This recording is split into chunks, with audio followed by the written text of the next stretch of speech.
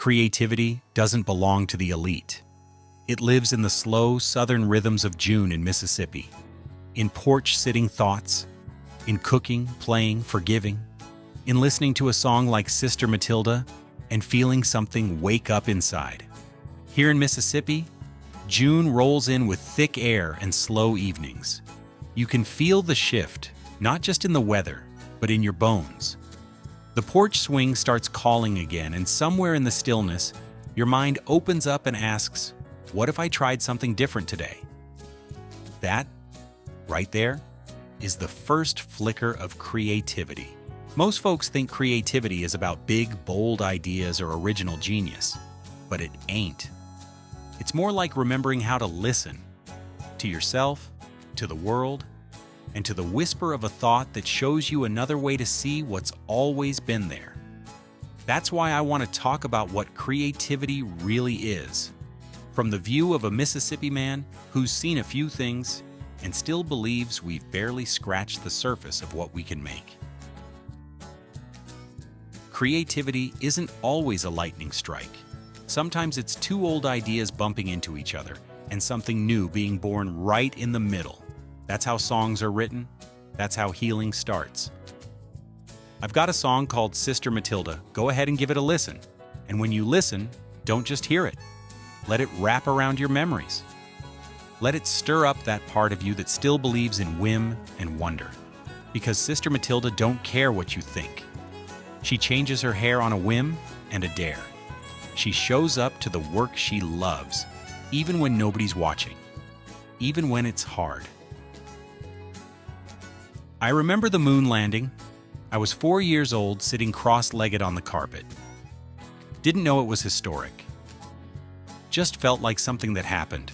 Same as feeding the dog or hearing a screen door slam shut. But now I see it. That kind of moment shows us what's possible. And creativity is like that too.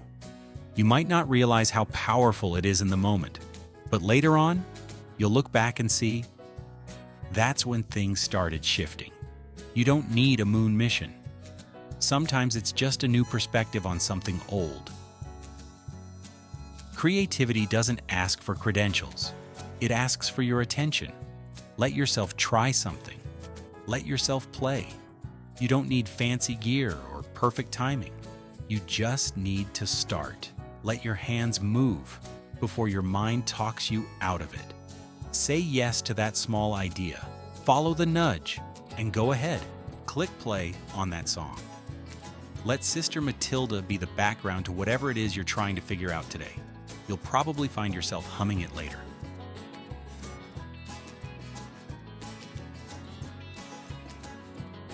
I've got grandkids now, and watching them reminds me, kids don't need permission to be creative. They don't stop and ask, is this a good idea? They just build worlds out of sticks and stories. You were like that once too. You still are. It's just buried under some dust and doubt. Let the breeze blow that off today.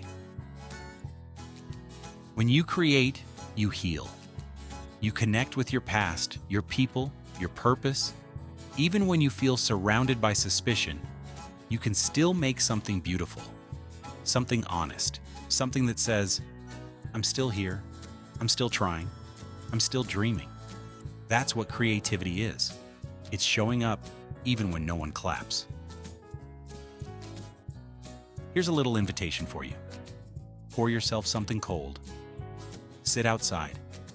Watch how the light falls through the trees. Then ask yourself, what could I make today? Just for the joy of it. What have I been holding back that wants to come through? What if I stopped waiting and just let it happen? Now go ahead, play Sister Matilda. Let her be your soundtrack for a little while. You don't need to be brilliant. You don't need to be perfect.